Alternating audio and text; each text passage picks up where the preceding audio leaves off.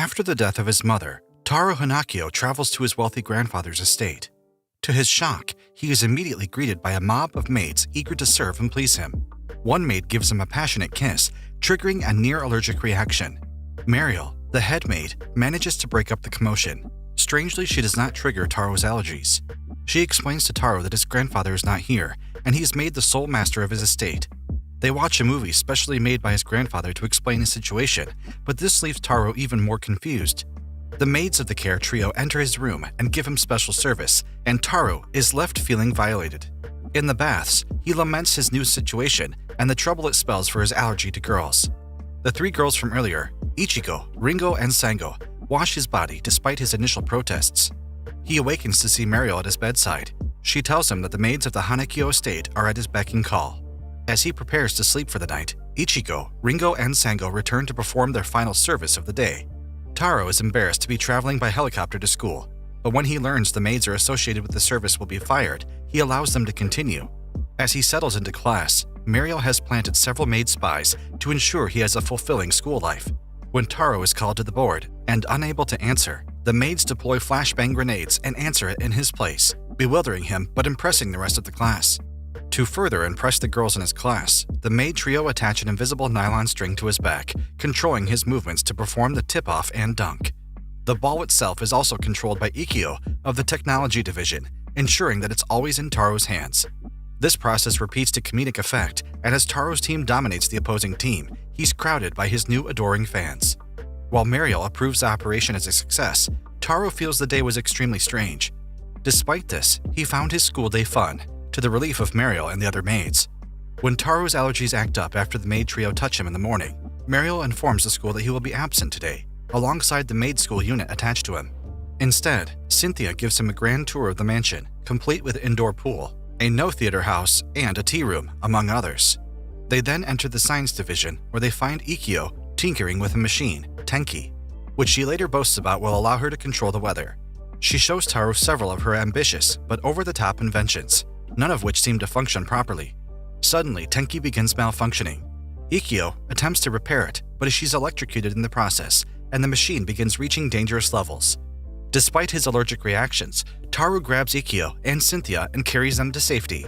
He races across the mansion and ends up carrying the maid trio as well.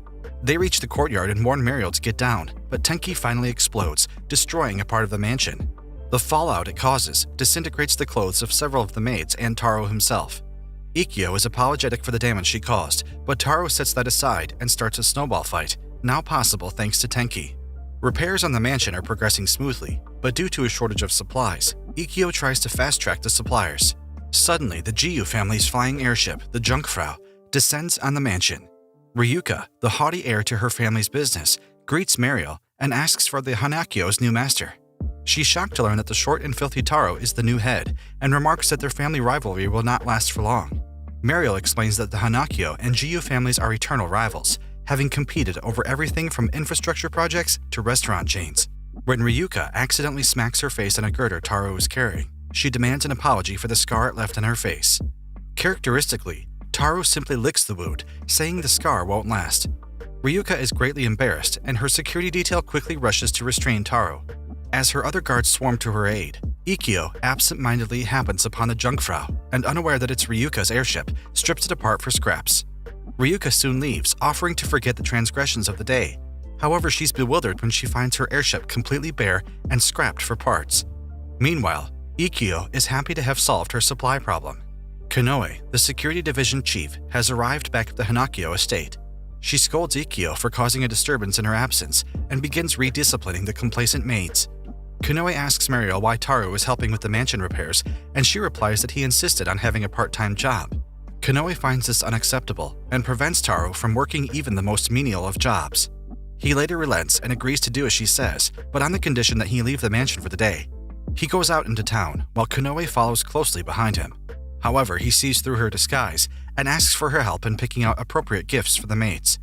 Later, Konoe learns that Taro was using his own money to buy the gifts for the maids to show his appreciation for their hard work. She jokingly remarks that he thought all the gifts were for Mariel and teases that if he asked, Mariel would be willing to do anything he wanted. After dealing with some hooligans, they return home to the mansion and distribute the keychains and earrings. The maids are overjoyed to receive something from Taro, but to Ikkyo's dismay, the gifts are from the tanuki statue, and she remarks that Taro has no sense of what a girl likes. Konoe, who had picked out the gifts, smacks her on the head. Taro collides with Yuki of the medical division, who lets him go to school after a brief checkup. However, he notes that she has a band-aid on her right thigh, as well as her job Tanokyo maid badge. At school, Taro's popularity continues to soar thanks to the covert efforts of his maids. During art class, Taro's sole specialty, Mario is comfortable enough not to interfere. However, he accidentally cuts his finger while sharpening his pencil, alerting Mario and the other maids. With the school's actual nurse out, she instead smuggles in Yuki in disguise. He's brought to the infirmary by one of his maids, but he notices the nurse bears a striking resemblance to Yuki. He grows even more suspicious when she addresses him by name, as well as spotting the band-aid on her thigh. He confronts her, causing her earpiece to fall out. After realizing the deception, he scolds Mario and the other maids, saying that his sudden rise in popularity was not fair at all.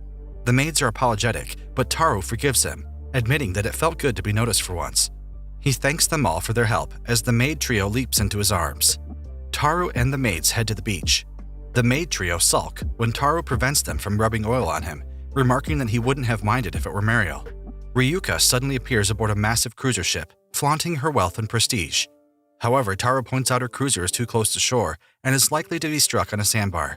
He returns with his maids to the inn, where Konoe voices her disapproval of the shabby accommodations, but Taro convinces her to give it a chance. They enter the baths, where Taro is tempted to peep after he overhears the maids talking about each other's naked figures.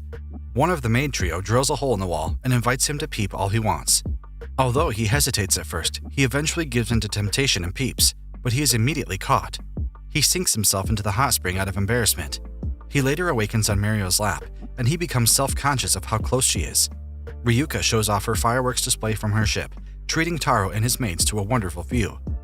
Taro gives his maids a 3-day vacation, coinciding with the holidays. The maids erupt in celebration, and they take a photo to commemorate the occasion. When they leave, Taro is left feeling lonely inside the empty mansion, but he's happy to find that he will be spending it with Mario and Cynthia. Mario asks him what his mother is like, and he replies that she was stern, yet loving. He adds that he misses her ice cream above all, which she would often make for his birthday.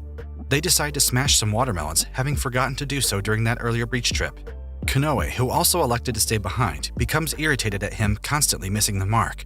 She personally cuts up all the watermelons, to the applause of Taro and the others. But Muriel points out that she will have to eat it all. They later lounge in Taro's room, but Konoe and Grace soon leave to attend to other matters.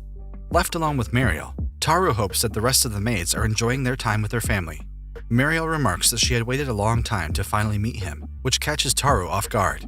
He decides to tell Muriel something important, but the maids of the house suddenly return, having decided that the mansion is where they belong after all. Taro welcomes them back, and they have another party to celebrate their return. Taro is woken up bright and early at 5 a.m. and is informed by Muriel of his jam-packed schedule, including violin lessons, swimming, jogging, meals, and even bathroom breaks. When he tells Muriel he would rather take it easy, she replies that she would have to fire the maids associated with each lesson. He decides to go along with his schedule, fearing his maids would be driven to extreme measures to get by.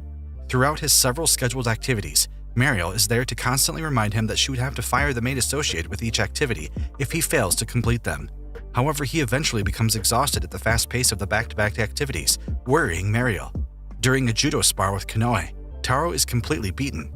Muriel later apologizes for having him go through such extreme measures, but Taro reassures her, saying that he knows the maids are doing it for his sake. Afterwards, Ikkyo puts him through an intense lesson plan, which serves as the final nail in the coffin. As he prepares to sleep for the night, his maids suddenly burst into his room, eager to play with him for a little while after his busy day. Ryuka is called by her grandfather and is delighted to learn that she will be given control over the family conglomerate. To her dismay, there's a catch. She has to marry Taro. Ryuka promptly drops by the Hanokyo estate to drag Taro off to be married, but he refuses. She suspects that Taro already has someone he likes, which the other maids know to be Muriel, but he denies anything of the sort. He points out that she'd be marrying someone she doesn't even like, and says she should have more pride. Understanding his reasoning, Ryuka leaves for the meantime. When Muriel is surprisingly open to the marriage, Taro is somewhat hurt, while the other maids remark that it was a cruel reply. While in the baths with the maid trio, Ryuka suddenly arrives, having decided to join the maids of the estate. She insists on watching his back, but the prolonged physical touch causes him to black out. They carry Taro to his room, where Muriel nurses him back to health. Ryuka realizes that Mariel is her rival and challenges her to a contest over Taro's affections. Cynthia gives Taro a handmade handkerchief for his birthday, and he is soon swarmed by presents from the rest of the maids. He secretly hopes that Mariel will give him one as well, but he becomes disappointed when she passes him by. Ryuka arrives with a giant cake made in her image for Taro, and when she learns that her rival Mariel failed to give him anything, she taunts that she's no rival at all. Konoe asks her to leave, and as Taro trudges away, she stops herself from giving him a present she had prepared. Ikkyo gives Taro a teleportation machine which brings him to the top of his school roof, but it breaks down soon after. Taro is forced to walk for hours back to the mansion. There, he's greeted by Mariel, but she continues to act aloof, further depressing Taro. This continues in the bath, where even the efforts of the maid trio and Ryuka fail to cheer him up. He finally accepts that he won't receive a gift from Mariel and prepares to sleep. To his surprise, Mariel suddenly enters his room and presents him with a scoop of homemade ice cream, just like his mother used to make. She apologizes for the late entry, as she spent every spare moment she had to make it. Taro cries tears of joy and is relieved that she does not hate him.